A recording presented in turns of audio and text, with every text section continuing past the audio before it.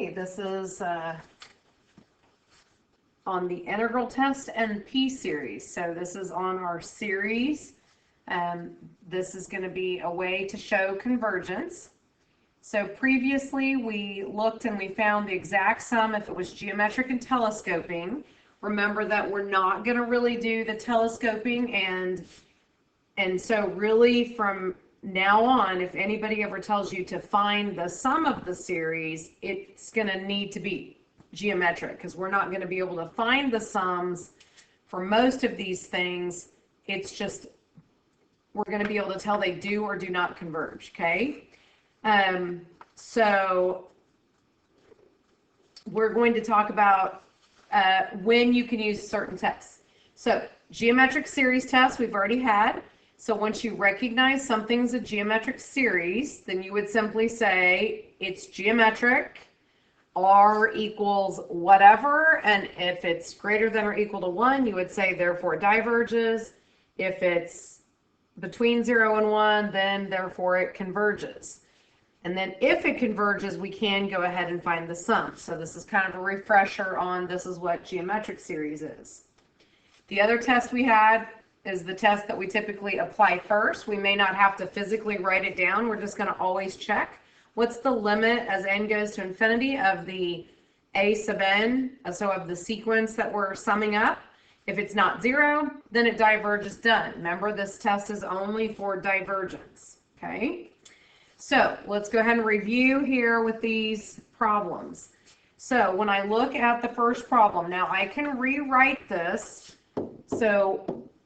to make it so that it's raising to the same power. If I take 1/5 out, so I took a 5 out of the bottom, then 4 and 5 will both be raised to the n.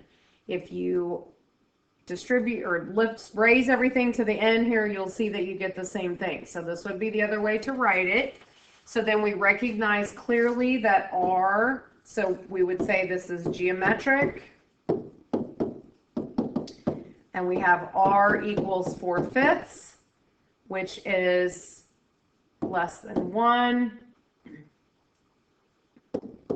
Thus, and I always suggest that you write the series down again, because you'll see when we do the integral tests and stuff, you're going to check an integral and some other stuff. And what I care about is my conclusion is that thus this series, the one I started with, converges. Okay, and I don't need to say by geometric series test since I literally said it was geometric. Okay, so I'm stating that here on this one. So the first thing that I would have done over there, I would notice that that limit was going to be 0, because the bottom is bigger. So 5 to the n is much bigger than 4 to the n, so the bottom was going to get bigger faster.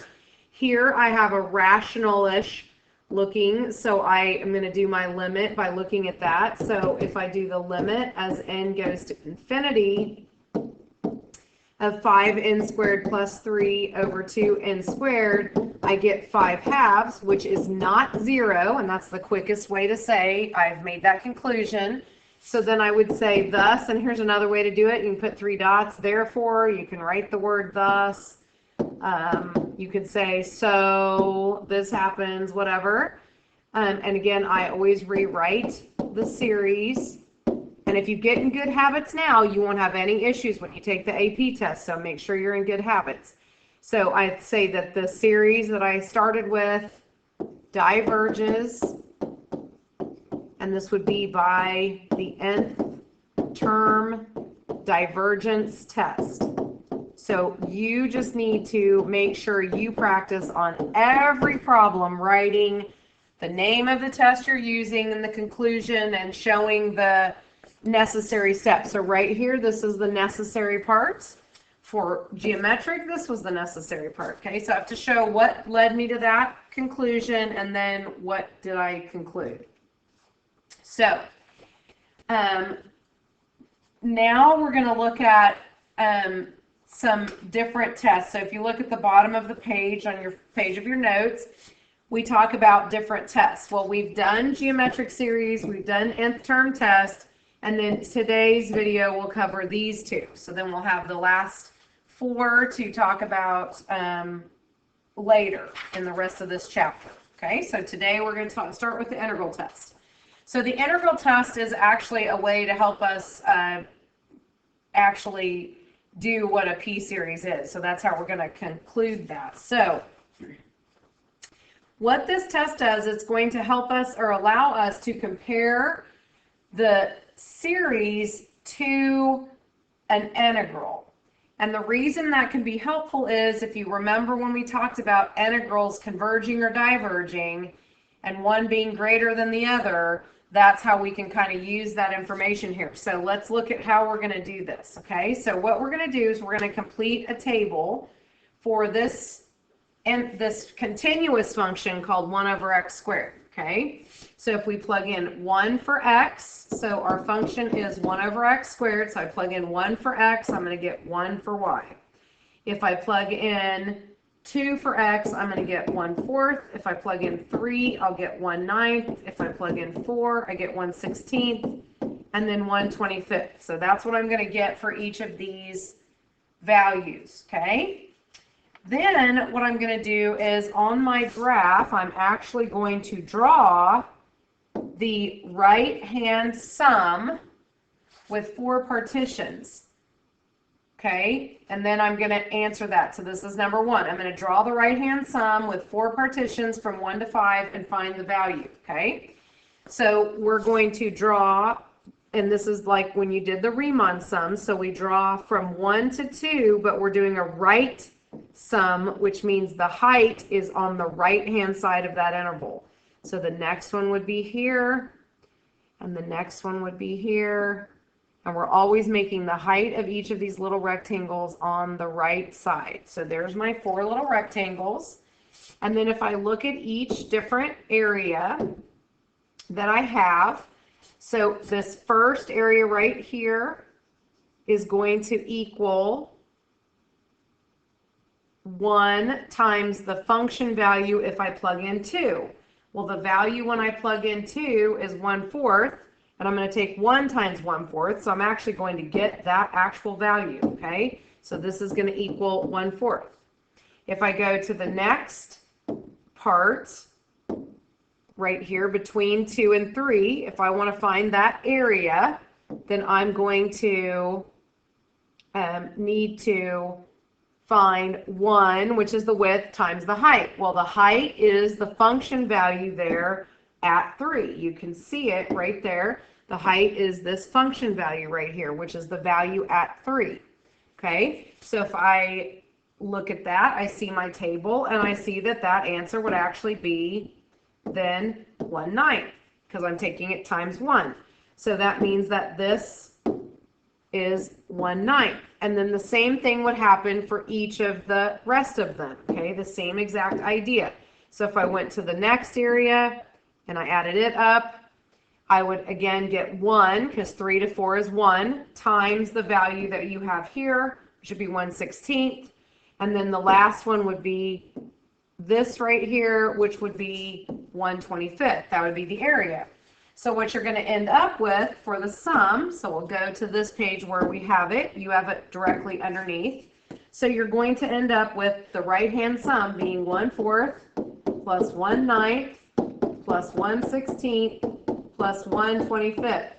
If I put that in the calculator, I get about 0.464. Okay, because we kind of want a decimal to do that. All right, then number 2 says find the 5th partial sum of this series. So this means that I actually am going to add up when I plug in the numbers. So I'm going to have 1, and then I'll have plus plugging in 2, so I'll have 1/4. Then I do 1/3 squared, 1/4 squared, 1/5 squared. Okay, so if I want to find the 5th partial sum, it means I need to add up those things. Well, 1/4 plus 1/9 plus 1/16 plus 1/25 we see is 0.464. Add a 1 to it, I get 1.464. So my 5th partial sum is, and we probably shouldn't say equal, but approximately 1.464, because we rounded it off. Now let's see what we get if we actually integrate from 1 to 5 of 1 over x squared. Now, when we look at that, let's think about it for a minute. If I integrate from 1 to 5 and I do the integral, clearly my 4 boxes that I've added up are clearly less than the value of the integral. Like if I did the entire integral from here, from 1 to 5, and I were to add all of that up, okay, that's clearly more than my 4 boxes that I have, right? So the integral value should be bigger. Okay, so let's find that value. So we need to remember how we do that. So we have, we're integrating 1 to 5, so we might want to write it as integral 1 to 5 of x to the negative 2 dx. So we end up with x to the negative 1, and then divide by negative 1 or times negative 1, and we're going from 1 to 5. So we have negative 1 over 5 minus negative 1 over 1 if we plug in our numbers. And so we're going to end up with negative 1/5 plus 1, which is 4/5, which equals 0.8. So if I find the integral, okay, from 1 to 5, so I get 0.8. If I just add up 1/4 plus 1/9 plus 1/16 plus 1/25, so that's my right Riemann sum, okay, to approximate the integral, I get 0.464. So clearly the integral is bigger than the value of the summation, okay, where I summed up those terms. Well, summing up those terms, also I need to notice that that's actually the partial sum of that series.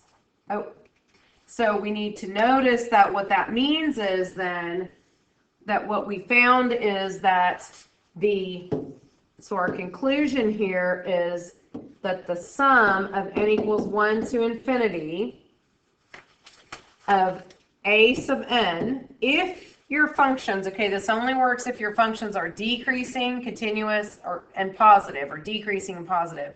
So it's only for if our terms are getting smaller and they're all above the x-axis. Then we know that if I do the n equals 1 to infinity of a n, it's going to be 1 plus going from 2 to infinity of a n. That's our Riemann sum, our boxes that we did, and we know that ends up being less than this integral. Okay? Well, what that tells me is that this is an upper bound for the series. Okay? So that integral, which we see in the picture, is clearly bigger. The value of that integral from 1 to 5 is clearly bigger. So that's an upper bound for the series that I have. Okay? And so if it's an upper bound, so that means that our series is bounded, and we know the series is decreasing, strictly decreasing, because that's the criteria for using this test actually, is that you have to have something that is decreasing. So if it's decreasing, then I will have an upper bound, which means then that it converges. Okay, so therefore my series converges, okay, because it has a bound and it's decreasing. Okay, so that's why the integral test works. Now, we don't have to do that every time, we just use the test. So to use the test, some things to highlight, because again, very, very, very important that we are keeping track of all of this stuff. In order to use this test, the function, okay, so I'm going to find an integral with a continuous function that is like the series that I have, but I'm going to fill it in with a continuous function. That function must be continuous, positive, and decreasing on the interval 1 to infinity. So if it's not, I cannot use this test. Then the other important thing that we do is we're going to let a sub n equal f of n. So in other words, the function that we're using is basically we're going to put an x in instead and use the continuous function that would basically connect the dots here. Okay? So then we have two cases. So if the integral converges, then the series converges. If the integral diverges, then the series diverges, okay? So that's what's important. Now, the super important thing to understand is just because the interval converges doesn't mean that's what the series converges to. That should be easy to see if you just look at this.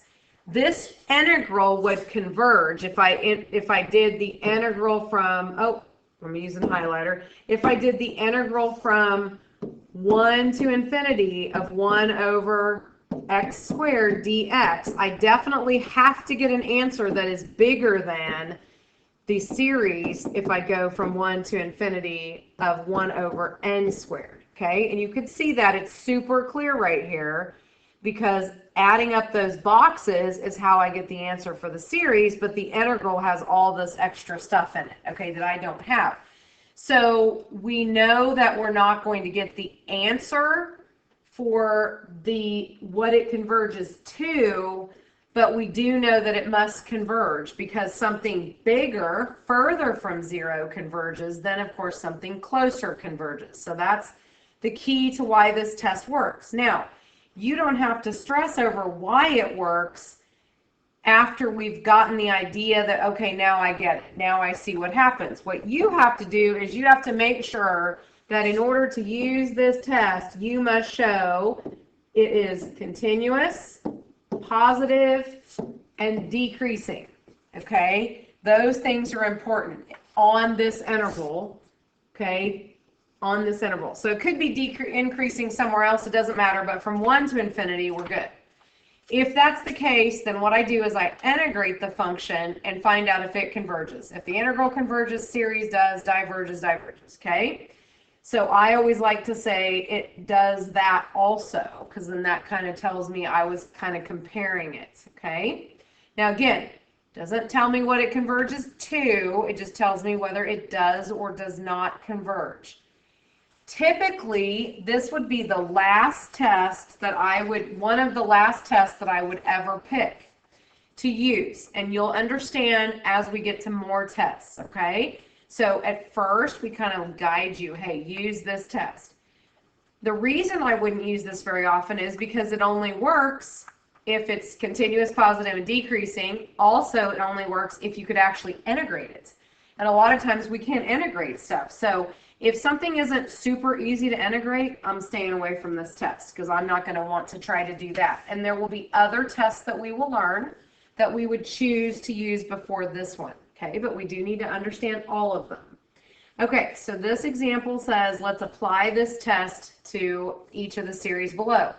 Before you can apply the integral test, you need to state that f of x is going to equal 1 over x squared plus 1, and you need to say, which is decreasing, continuous, and positive for x greater than or equal to 1, okay? So I cannot use this test unless I tell you, yes, I've met the criteria. So that's the criteria, decreasing, continuous, and positive, okay? Now, I know that it is because obviously it's decreasing when I'm greater than 1 because the bottom is just going to keep getting bigger and bigger and bigger, which means the overall number is smaller. This function's continuous everywhere. If it had been x squared minus 1, then I might have a problem, but here we never can get 0 in the bottom. And it's certainly positive since all the numbers are positive, and then I'm plugging in positive. Okay, so it's decreasing, continuous, and positive. So I need to actually check that, but at the very least, you better state those things. Okay, so then the test is simply integrate this thing using an x instead of an n. Okay, so I'm going to just integrate using that f of x. If this integral converges, my series converges. If this integral diverges, my series diverges. It's that simple. So this is, of course, your improper integral. So we're going to let b go to infinity, integral 1 to b, 1 over x squared plus 1 dx. So we still have the limit here until we get some more steps in. the antiderivative, you should recognize this right away as a formula. This is the formula for arctangent of x, and we're going from 1 to b. Still can't do the limit because I haven't substituted yet. So I know I have arctan of b minus arctangent of 1. Now I can do the limit. So arctangent of b. So what happens to arctangent to tangent? So the question is, arctangent means when does tangent go to the value that's inside? So we want to know when does tangent go to infinity. Well, that it goes to infinity at pi over 2. Remember the asymptotes. If you don't remember what that graph looks like, you need to look it up because you need to know that. Minus arctangent of 1, so tangent equals 1 at pi over 4. Pi over 2 minus pi over 4 is pi over 4.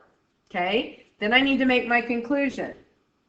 And I can go ahead and say converges because I'm saying the integral converges. Then I need to say thus or therefore, or you can put the 3 dots.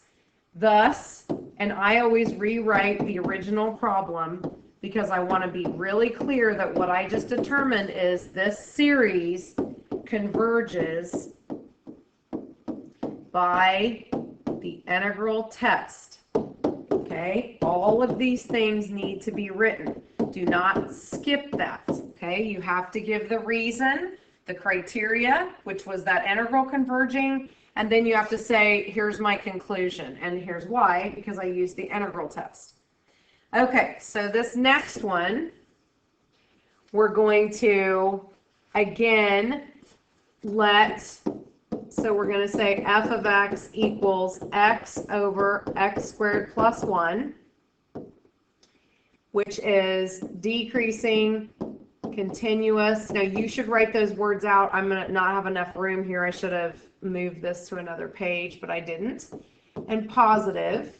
Now, again, why do I know it's decreasing, continuous, and positive?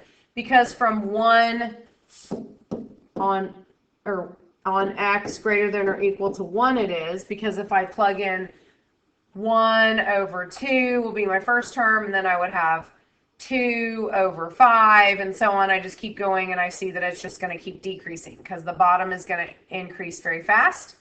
It's never undefined, so therefore it's continuous, and I'm plugging in positive numbers, and any other number is positive, so it's going to be positive.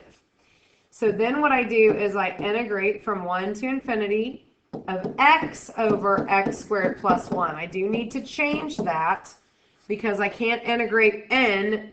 The series is not continuous. It's discrete. There's gaps. So I have to actually do this integral. So I have my limit as b goes to infinity of 1 to b x over x squared plus 1 dx. Now, hopefully you recognize what to do here. The bottom would be u, so u will equal x squared plus 1, which means du is dx, or is 2x dx, sorry. So I need to put a 2 there and a 1/2 here. Now, if you need to do more work to do that integral, I would go to a scratch area and do the indefinite integral all by itself. But we should be at the point where we can pretty much figure those out. So still haven't done the limit yet. So I'm going to have 1/2, and then basically what I have is du over u. So I'm going to get ln of absolute value of x squared plus 1. And then I'm going from 1 to b.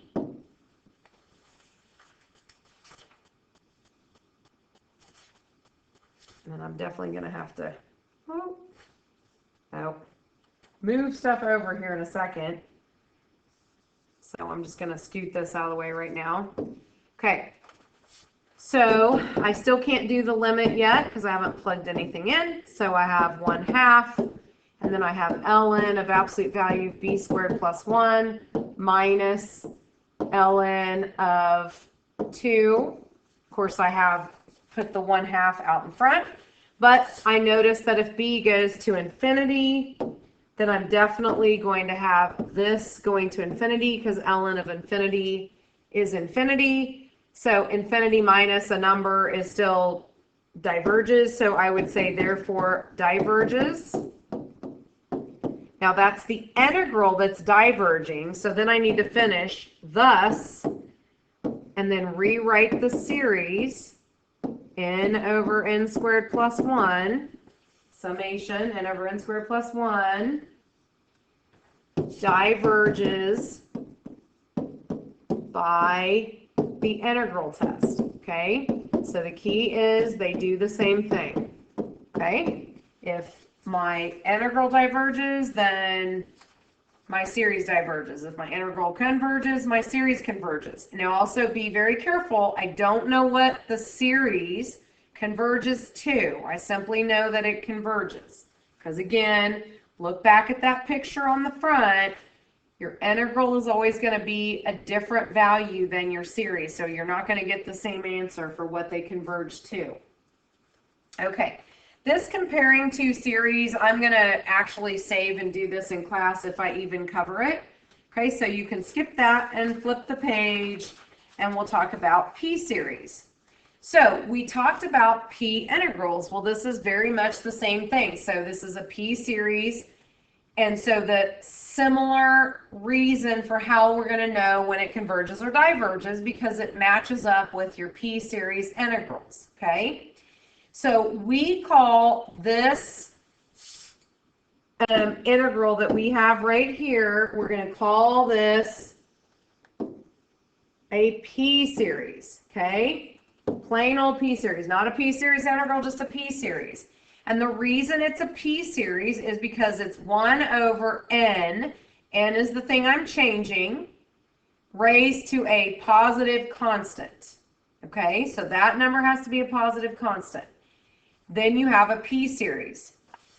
If p equals 1, and this is really important, okay, this series is called a harmonic series. And you need to know that word because we're going to find out that the harmonic series diverges. And so if I can simply say, hey, this is the harmonic series, I can just say it diverges. I don't even have to do anything else.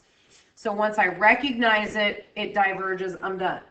So here is the criteria for converging and diverging. It's going to be very much just like what you had for p-series integrals.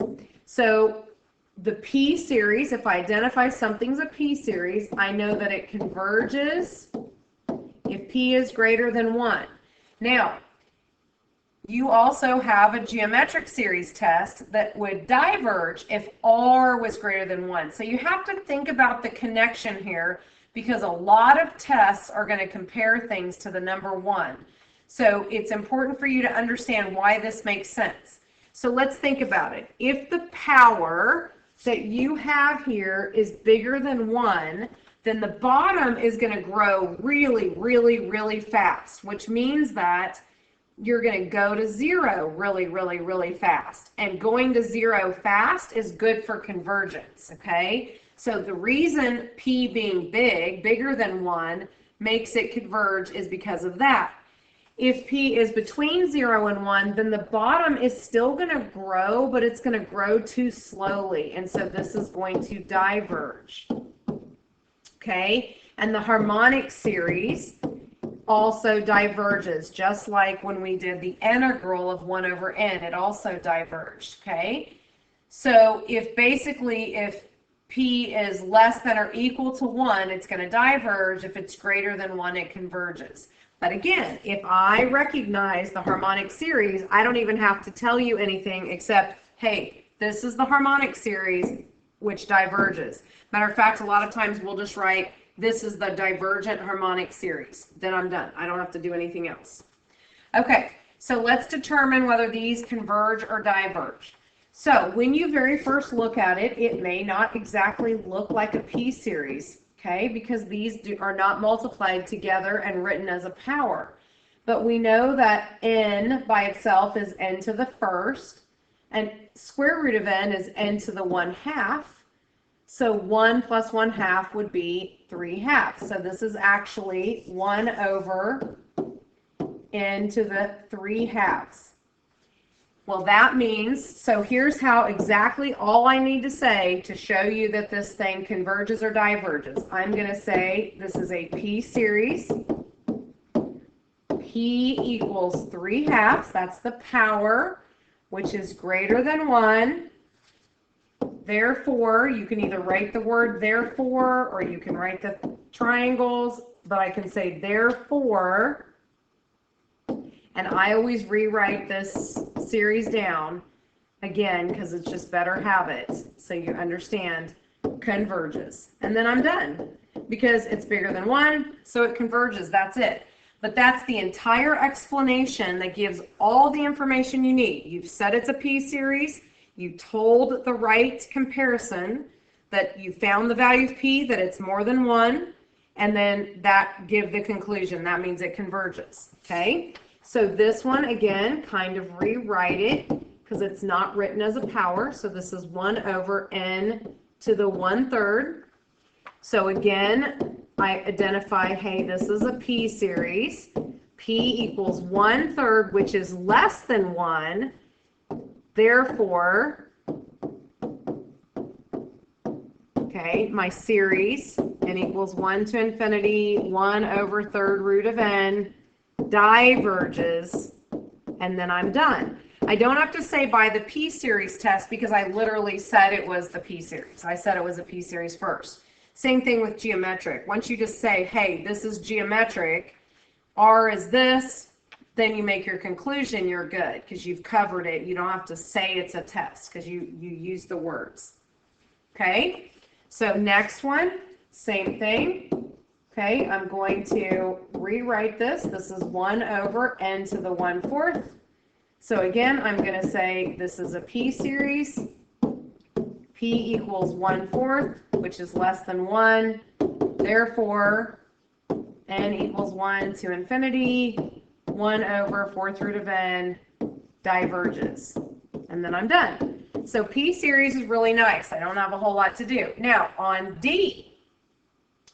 So on D, don't run into the trap here where you think this is a P series. This is not a P series, okay? So I'm still going to rewrite it a little bit because I only know how, and here's a key to working every section when we add a couple of tests. You only know so many tests right now. So the only way I'm going to be able to figure this out is if it's something I can integrate, and it's decreasing, continuous, and positive, or it's a P series, or it's geometric. Well, it's not a P series, so I'm going to rewrite it as 1 over e to the n. And then, hey, I'm going to notice that, you know what? This is actually 1 over e whole thing to the n. So this is a geometric series. Okay, so that's how I'm going to answer the question. This is a geometric series. So I'm just going to say it's geometric, where absolute value of r equals 1 over e. Now we have to think, okay, for geometric, is 1 over e, is it bigger than 1 or greater than 1? And then we need to know what that, if that's good or bad for convergence, okay? Well, remember that e is about 2.7 something, so you have 1 over 2.7 something, so this is definitely less than 1. Now, for geometric, that would mean it converges. Because remember, to go term by term, you keep multiplying by that r. Well, if r is less than 1, that means all your numbers keep getting smaller, and getting smaller is good for convergence. So we would simply say, therefore, this converges. Okay, and again, I don't have to say by the geometric series test because I said it was geometric, okay? So that's one way to do it. I could also do the integral test for this one, but again, the integral test tends to be my last choice if I've exhausted everything else. So I'm going to notice that's geometric, and that's how I'm going to answer it. Okay, so let's do this one. So for this one, I can't rewrite anything. It's not, this is for e, 1 over n squared minus 1. This is definitely not a P series. It's close, but subtracting 1 causes me problems, okay? We're going to learn another way to handle this later, But right now, I only have P-series test. It's not a P-series. Geometric. It's not geometric. I should always be checking the limits here, and the limit of this goes to 0, clearly, because the bottom is definitely bigger than the top. So it doesn't work on that. So my last choice will be an integral test. Okay, so to do the integral test, I'm going to say, okay, let's let f of x equal 1 over x squared minus 1. Now, I need to decide, is this in fact decreasing continuous and positive from 2 to infinity? This is most definitely not continuous if n equals 1 or negative 1. But I only need it to be continuous in the same place that I'm doing the series. So we are good. This is decreasing continuous and positive on the integral x greater than or equal to 2. Okay, so when x is greater than or equal to 2, we're good. Okay, because the bottom would be 1 over 4 minus 1, 1 over 3. Every time you keep adding more to the x, then you're just subtracting 1, so it is decreasing. Okay, and it's definitely positive because I start off positive, then x squared obviously is much bigger than 1. So I'm making sure my criteria meets. So then what I do is say, okay, so now I got to integrate. Well, instead of 1 to infinity, 2 to infinity of 1 over x squared minus 1 dx. Well, for this problem, and I'll have to move f because it's in the way here, so I'm going to move it way down here. For the next problem, you have more room on there than the way this is set up. So I'm going to go ahead and do some work over here on the side. So I need to integrate this. Well, first thing I do is look, is this a formula? It is not. It looks close to our tangent, but we have minus 1, not plus 1. So then I look and see if there's any kind of u substitution, and there's not. Then I recognize, hey, it's a rational function and the bottom factors. So I'm going to go over here to the side and I'm going to do partial fractions. Okay, so instead of writing x squared minus 1, I'm going to go ahead and write x minus 1, x plus 1. So I have a over x minus 1 plus b over x plus 1, because I factor the bottom and then I split it up. And then I'm going to multiply everything by x minus 1 times x plus 1. So you're going to get this left. Okay. And then you're going to plug in things. So I'm going to let x equal negative 1. If x is negative 1, you're going to get 1 equals negative 2b. So that means b is negative 1/2. And then if you let x equal positive 1, you're going to get 1 equals 2a. So a is positive 1/2. So I come back over here, and what I'm actually integrating is going to be 1/2 over x minus 1 minus 1/2 over x plus 1 dx. So go ahead and change to limit as b goes to infinity, and I'm just going to go ahead and change the and integrate this, and then just put my b as the upper limit of integration. So I'm going to get 1/2 ln of x minus 1 minus 1/2 ln of absolute value of x plus 1, and I'm going from 2 to b. I'm replacing b for the infinity. Now I go through and I need to plug in, so I have the limit as b goes to infinity.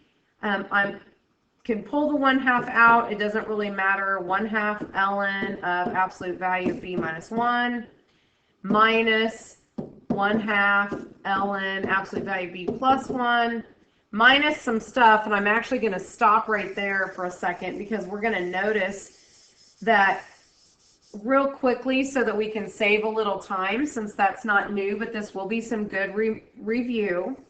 Let's notice that if I plug b in for these things, and then I'm going to let b go to infinity, I'm clearly going to get an infinity minus infinity. So let's go ahead before we do that, and let's rewrite it. Let's pull out the 1/2, and make it ln of absolute value of x minus 1 over x plus 1. Remember how helpful those log properties are. Okay, and then it'll be a lot easier for me to figure this out because I can see I was going to get infinity minus infinity, okay, which is indeterminate.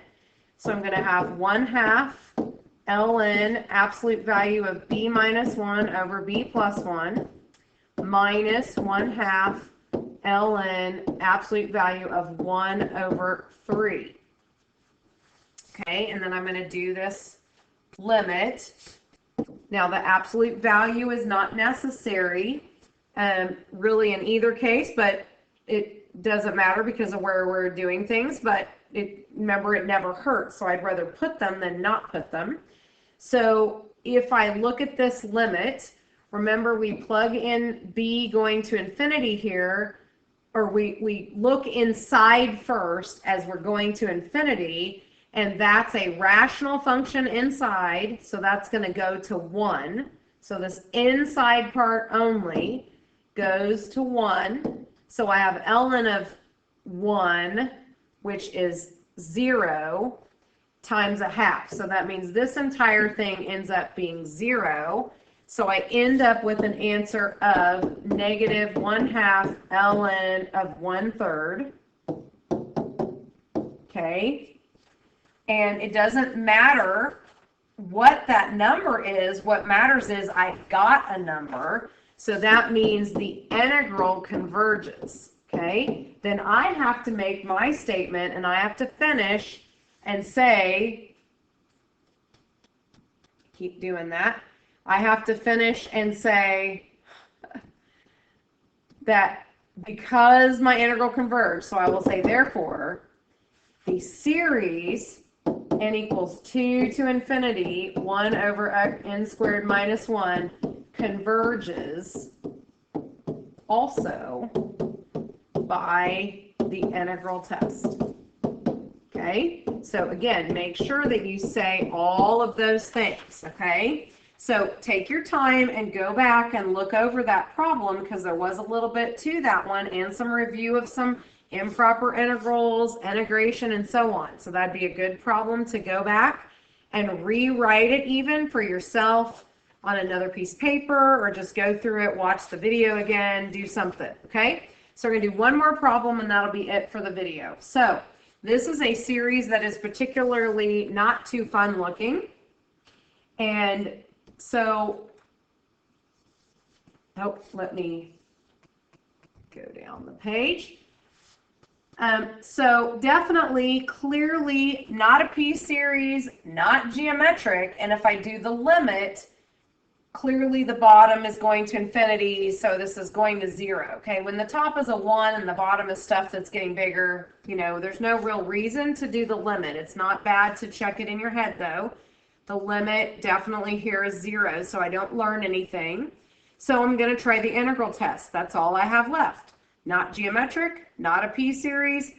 Nth term divergence test is inconclusive. I'm left with the integral test right now, which again is the key to helping you learn what to do. Okay, so I need to let f of x equal 1 over ln of x times x times ln of x. Okay, so that's the function I'm going to use. Now that looks like a huge mess, but it's actually not that bad. Now this function is going to be continuous if I'm on 3 to infinity, because I don't have anything that would be discontinuous here from 3 to infinity. It's positive as long as I plug positive numbers in, because ln of 3 is positive and 3 is positive and so on. So I'm going to get all positive things, and it's decreasing because the bottom is clearly getting bigger and bigger and bigger. So I do need to say it's decreasing, continuous, and positive. Now, worst case scenario, if you're on the AP test and you need to use this test and you don't know how to prove those 3 things are true, but you think they are, at least say it's decreasing, continuous, and positive on the interval 3 to infinity. It doesn't matter what it's doing anywhere else, but there we're good. So if that's true, then that means I can now use the integral test, okay? So I need to integrate from 3 to infinity 1 over ln of x times x ln of x dx. Okay, now that in itself is not going to be super simple. I got to think about it a little bit, okay? So right now just focus on the integral. Don't worry about the rest of it. So I'm going to kind of do the work that I need to do over to the side a little bit with an indefinite integral, okay? So remember that we need to think at our process. Obviously, this is not a formula that we use. So we'd want to try some u substitution somewhere. So I'm thinking, okay, somewhere I'm going to have to be able to get the derivative that equals the stuff that's here. So one of those terms there is going to have to equal u. So let's try u equals ln of x. So what would the derivative be? Well, the derivative of the ln is the derivative of the inside over the inside, or in other words, times 1 over the inside. So it'd be over the inside. Well, guess what that is? That's exactly the part that's left over here. Okay, so it looks difficult, but actually 1 over x ln of x dx is right there. That's this. So that becomes du. So I'm going to kind of do a little scratch area here for myself and say, okay, so the thing I circled in red is du, which is going to leave me a 1 in the top, and then ln of x is u. So that messy looking integral actually simplifies to just integrating 1 over u du. Well, guess what? You're going to get another ln. So when you integrate that, you're going to get ln of absolute value of u. In our problem means you're going to get ln of the absolute value of u, but u is ln of x. Okay, so this is a crazy function. It's the ln of the ln of the ln of x. Okay, that's what I'm going to get for the antiderivative here. Okay, so now let's come back to my problem and say, okay, I need to take the limit as b goes to infinity of 3 to infinity of 1 over this mess. Okay. Now over to the side, I did the work to realize that I know the antiderivative. That's why a lot of times I will go over to my scratch area and I will actually do the indefinite integral, not worrying about the 3 to infinity and all that, and go get that answer. So that answer that I just found is that the antiderivative is the ln of the ln of the ln of x. That's crazy. So it's actually the antiderivative, ln, absolute value of ln of n, or actually x, right, because I'm doing x's. And I need to go, that's still an absolute value, that whole inside, from 3 to b, because I replaced, oh, and up here, I'm sorry, I forgot to write b, so make sure you change that, because I went ahead and put my limit in front. So that's going to be the limit as b goes to infinity of ln of absolute value of ln of b, okay, minus ln of absolute value of ln of 3. So it's kind of a crazy thing to write down, but just write it down. That's what I get. So that's what I have. All I have to know is, did I get a numerical answer or do I have something that diverges? Well, let's think through this first one, because clearly that's a number. So that part is not going to change convergence. I have to decide what's happening with the top one. So you plug in, so to speak, infinity. So ln of infinity is infinity. Well, that means this whole part is plugging in infinity. So you have ln of infinity again, which is also infinity, which means ln of infinity, which is infinity. Okay? So this diverges, okay, because of the limit. And then I make my conclusion about my series.